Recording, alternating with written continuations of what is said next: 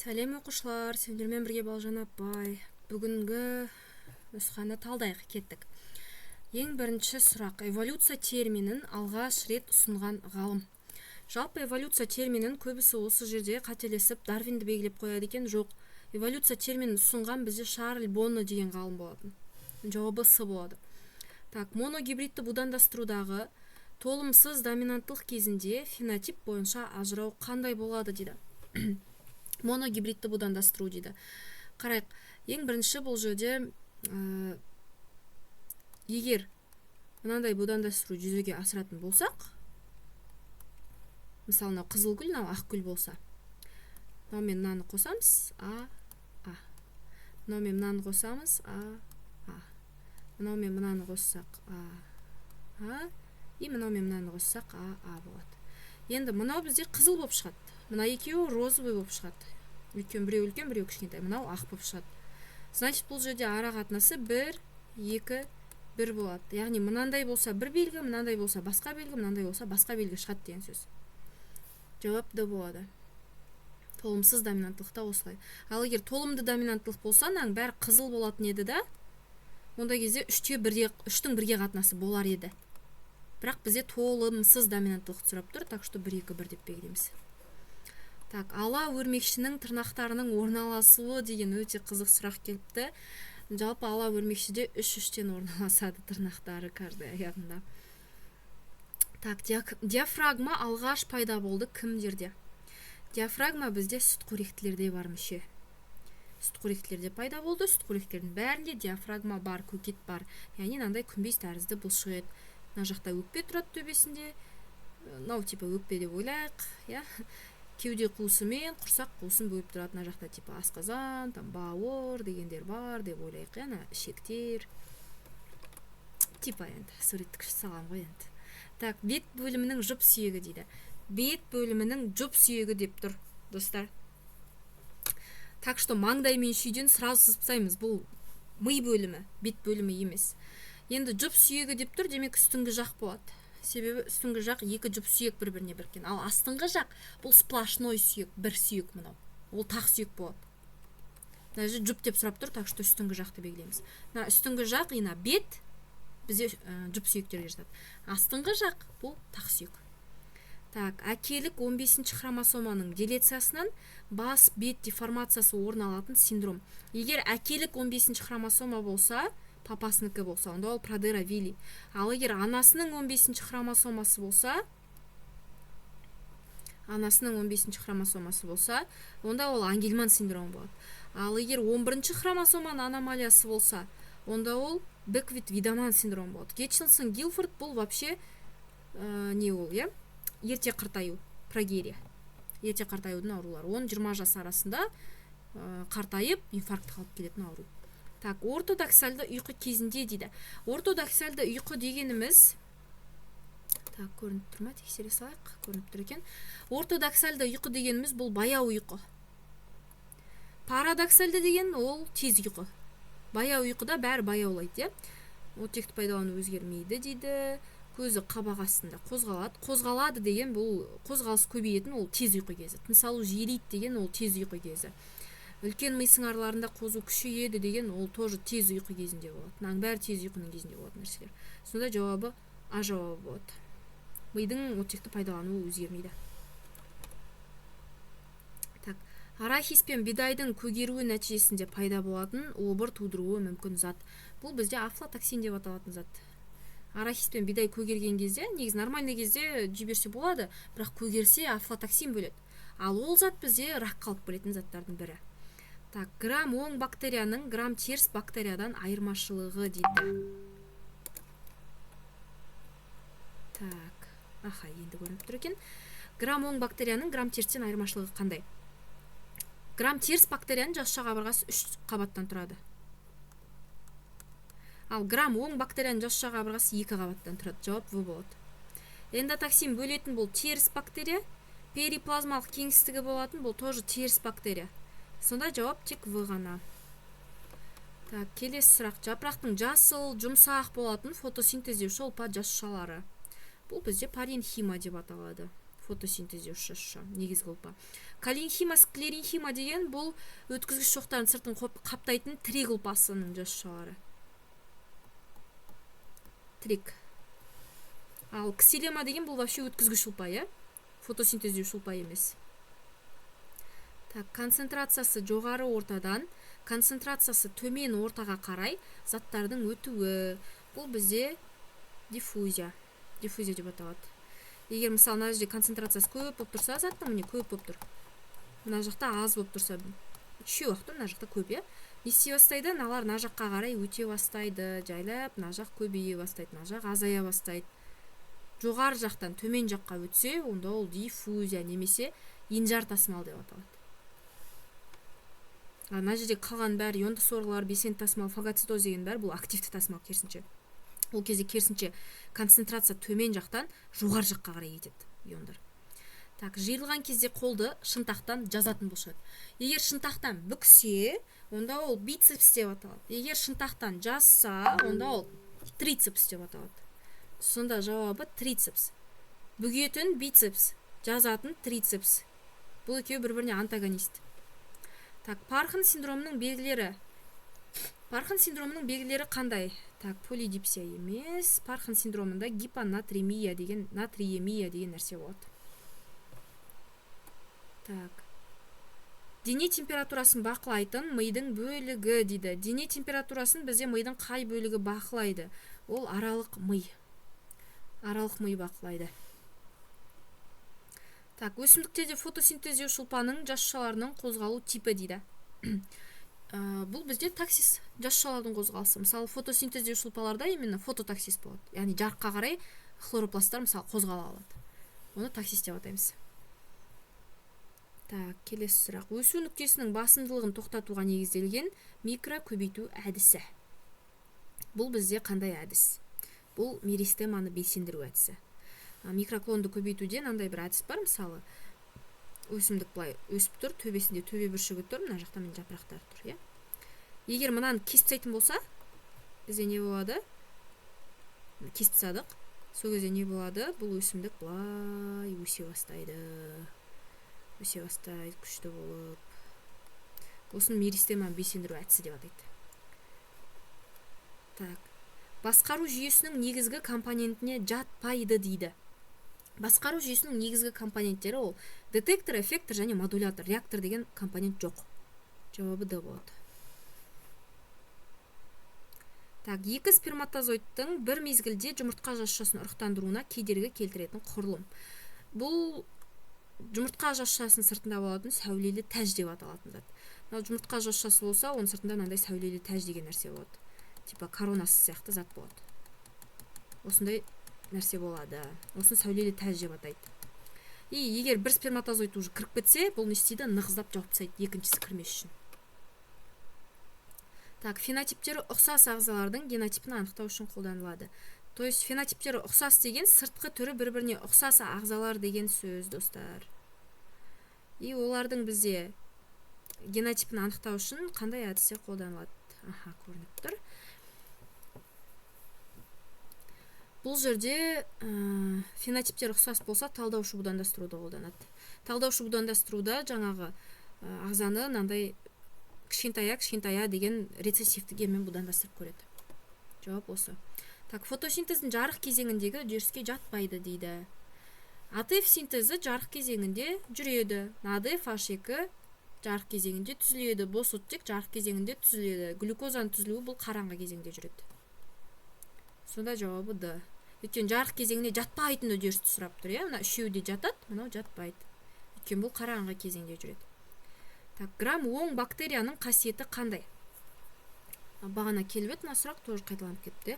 Пептидогликаны жұқа дейді. Бұл теріс бактерия. Грамм теріс бактерияда пептидогликан жұқа болады. Липидтер мөлшері аз дейді. Мынау дұрыс. Грамм терісте липидтер көп болады.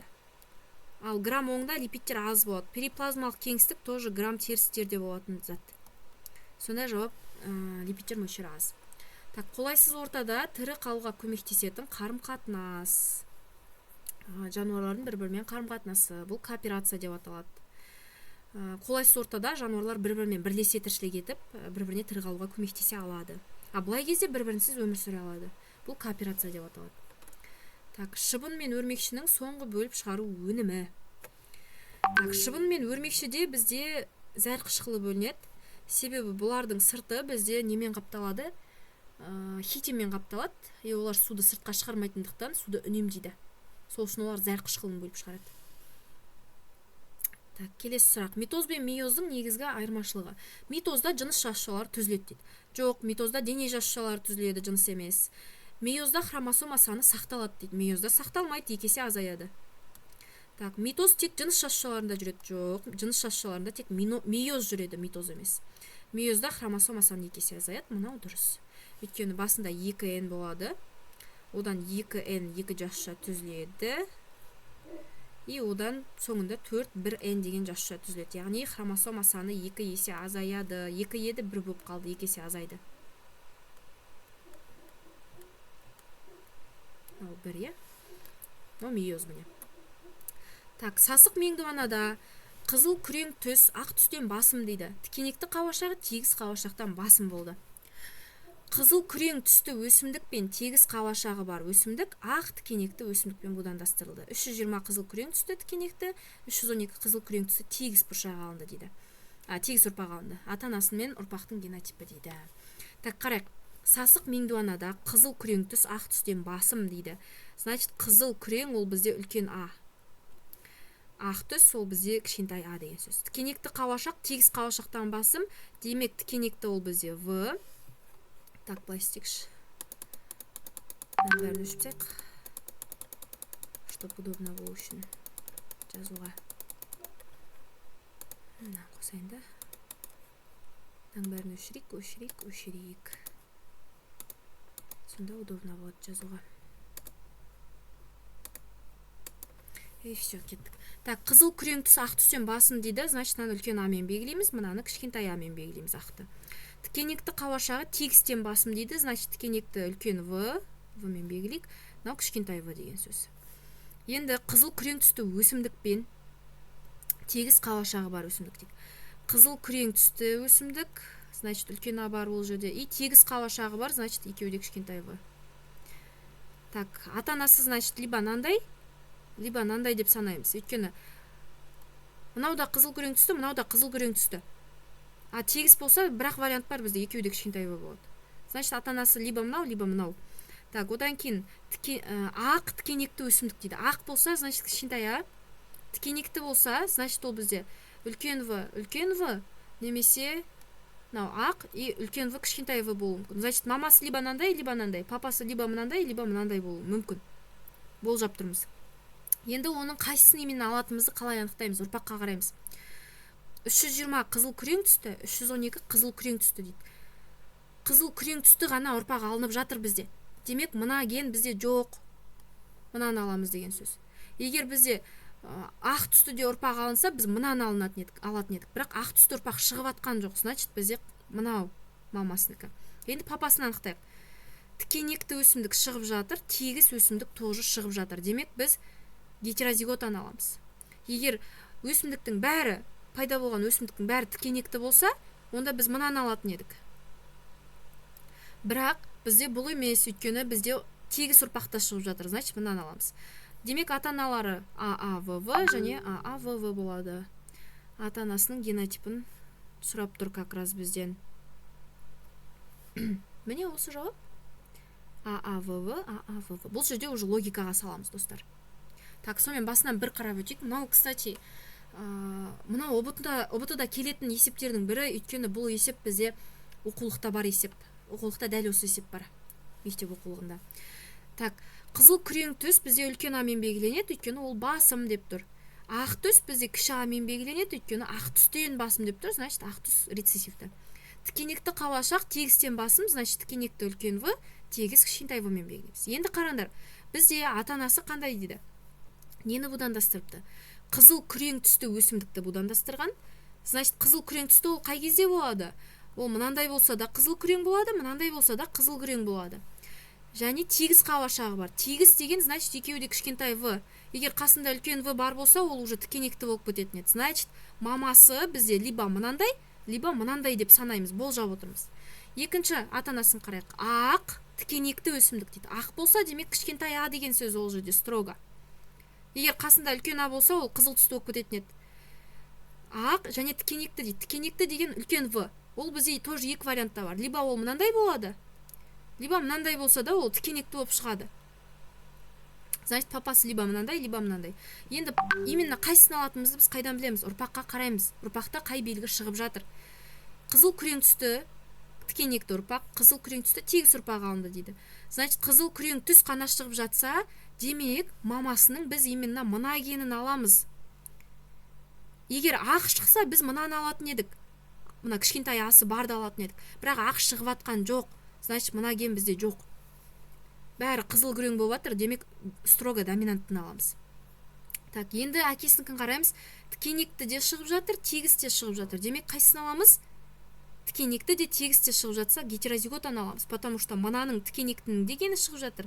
Мына кішкентай в тегістің де гені шығып жатыр. Демек мамасы мынау, папасы мынау деп санаймыз. Мыналар емес.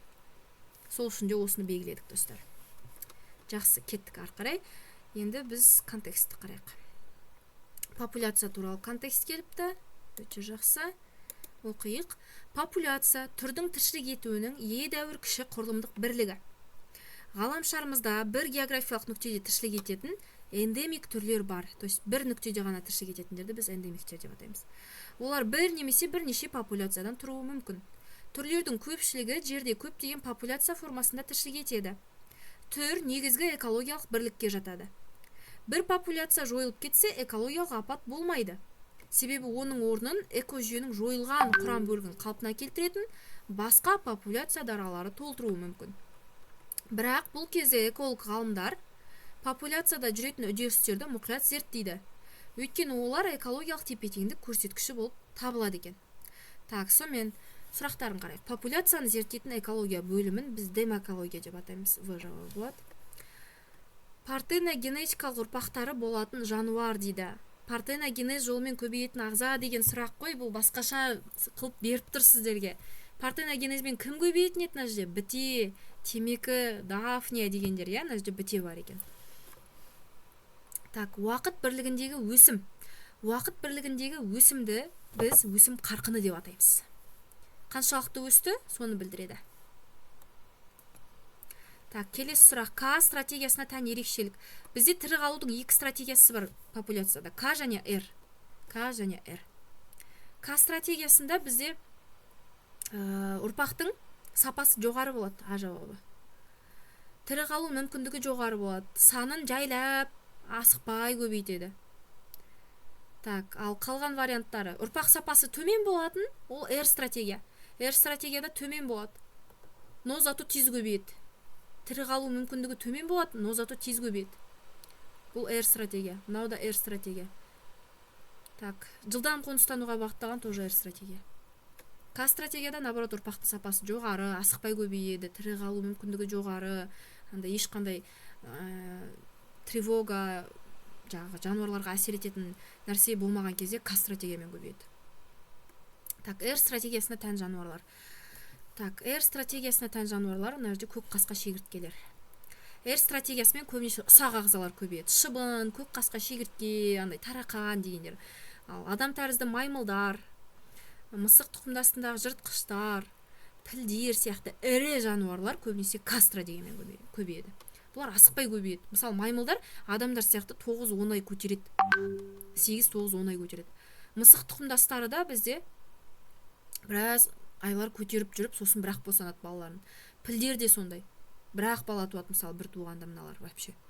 Вот, бұлар асықпай көбейеді демек. Зато ұрпақтың сапасы жоғары болады. Так, тыныс алу мүшелерімен олардың атқаратын қызметін сәйкестендіруіміз керек екен. Осылай қояйық. Так, мұрын қуысы және көмейді беріп қойыпты бізге. Оқиық. Ауаны жылытады, ылғалдандырады. Как раз осы бізде мұрын қуысы, иә.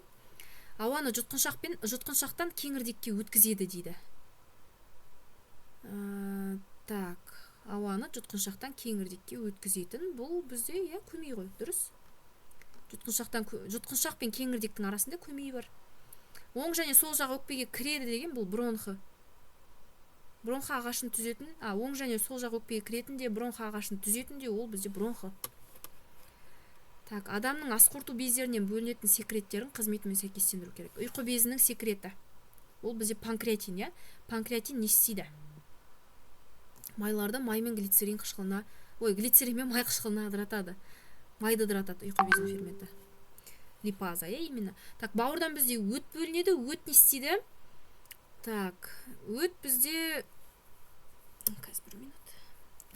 өт бізде ішектің жиырылуын күшейтеді, дұрыс, А варианты болады. В тобындағы дәрумендерді синтездейтін, ол бізде тоқ ішек. Қан жасушаларын өндіретін, ол бізде сүйек кемігі, вообще қатысы жоқ. Бездерге қатысы жоқ. Так, нысана мүшелерді жоғарғы қан қысымының әсерлерінен туындайтын өзгерістермен сәйкестендіріңіз дейді. Так, мида не болады жоғарғы қан қысымынан? Мида инсульттар пайда болуы мүмкін, Жауап В болады. Так, бүйректе не болады? Бүйректе бізде микроскопиялық миокард инфарктісі бұл жүректе болады. Зәрдің тығыздығының артуы деген бұл неге нысана мүшелерге қатысы жоқ. Так, қан қысымының артуына қатысы жоқ. То есть қан қысым артқан кезде бүйректе микроальбуминурия пайда болады. Яғни зәрдің құрамында нәруз пайда бола бастайды, амин қышқылдар пайда бола бастайды. Так, келесі сұрақ. Иммуноглобулин түрлерін және оларға тән ерекшеліктерді сәйкестендіруіміз керек екен. IgD және IgM. Так, адамның А, В, 0 қан топтарында кездесетін, бұл бізде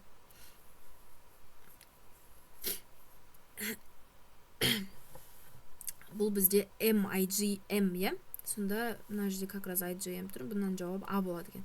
Так, плацента арқылы қанға енетін D да, М да емес, Миелома ауруы кезінде мөлшері артатын, ол да бұл екеуіне қатысы жоқ.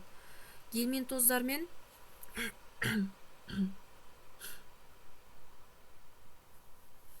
тоқтаңдар. Миелома ауруы кезінде мөлшері артатын, ол бізде IgD ғой. С варианты. Гельминтоз бен протозойл ауруда ол бізде IgG.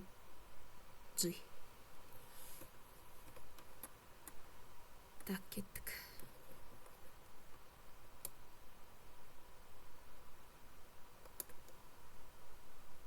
Төменде көрсетілген өсімдіктерді ерекшеліктермен сәйкестендіріңіз. Кстати, мына сұрақ бізде ОТО-ның базасында бар, достар. Итмұрын және қайың дейді. Дәл осы сұрақ прям. Так, кеттік. Итмұрын тозаңдары кіші, бүрлері бар емес. Күлтесі ашық реңді эфир майларын бөледі дейді. Так, итмұрынның күлтесі ашық реңді, андай бір қызыл сондай болады ғой. Эфир майларында бөледі, сондай иісті болады итмұрын. Так, қайың тозаңдары ірі, тозаң қаптары төменге иіліп тұрады, жеңіл су бетінде қалқып жүреді дейді. Так, мына жерде С варианты болады. Қайың. Қайыңның тозаңдары ірі, тозаң қаптары иіліп тұрады. Так, кеттік 36-шы сұрақ. Көзінде жақыннан көргіштік бар адамдарға тән ерекшеліктер. Жақыннан көргіштік деген бұл қырағылық па, әлде сығырлық па? Әрине сығырлық. Қырағылық бұл керісінше алыстан көргіштік. Және оларда тағы не болады? Сәулелер тор қабықтан өтіп қиылысады дейді. Екі жағы ойыс линза қажет. Дұрыс, сығырлықта. Так, одан кейін сәулелер тор қабыққа жетпей қиылысса, онда ол жақыннан көргіштік болады. Мынау тор қабықтан өтіп қиылысса, онда ол алыстан көргіштік. Мынау да алыстан көргіштік. Так, екі жағы дөңес линза, бұл да алыстан көргіштік. Так, сонымен жақыннан көргіштік сығырлық, ол кезде ойыс линза қажет, и тор қабыққа жетпей қиылысады. Ал өтіп қиылысса, ол алыстан көргіштік, қырағылық, Так, бір осьті буындарға жататын буындар дейді. Бір осьті саусақ сүйектерінің буындары бір осьті, дұрыс. Жамбастан буыны бұл үш осьті, иық буыны үш осьті, шынтақ пен кәржілік дейді. Шынтақ пен кәржілік бұл бір осьті, дұрыс. Кәржілік пен білезік екі осьті, тізе буыны екі осьті. Мынау үш осьті, мынау үш осьті. Так, жануарларда ас қорыту жолдары қызметінің бұзылуына алып келеді. Не алып келеді дейді. Так, марганец топырақта жетіспесе деген бұл вообще топырақтың өсімдіктерге қатысты бұл нәрсе уже, бозғылт тартады жапырақтары. Так, топырақта молибден артық мөлшерде болуы. Так, топырақта емес енді мына жерде. Негізі молибден артық болса, жануарларда ас қорыту жүйесі бұзылады. мына жерде топырақта деп сәл қате кеткен сияқты. Так, одан кейін өсімдікке мыс жетіспесе деген жануарларға қатысы жоқ. Мырыш шамадан тыс артық болса деген жануарларға қатысы жоқ. Өсімдікте молибден артық мөлшерде болуы. Өсімдікте емес, жануарда ана жерде. Жалпы молибденнің артық мөлшері бізде ас қорыту жолдарының қызметінің бұзылуына алып келеді. В мен Е жауабы. Өсімдік топырақ деп сәл қателесіп кетіпті. Так, транскрипцияның принциптері дейді. Транскрипцияда қандай принциптер бар? Антипараллельдік принципі бар, бұл дұрыс. Так, параллельдік деген жоқ, керісінше антипараллельдік болады. Так, одан кейін бізде биполярлық деген жоқ. Симметриялық деген жоқ. Симметриялық болуы не обязательно емес, керісінше асимметриялық болады. Және униполярлық деген принцип бар. Так, 40-шы сұрақ. Электромагниттік сәулеленудің негізгі сипаттары. Электромагниттік сәулелерде толқын жиілігі болады, толқын ұзындығы болады, және толқынның поляризациясы болады. Жиілік, ұзындық, поляризация деген үш негізгі қасиеті бар, сипаттамасы. Осымен бүгінгі нұсқа талдауымыз аяқталды, оқушылар. Келесі нұсқаларда кездескенше сау болыңыздар.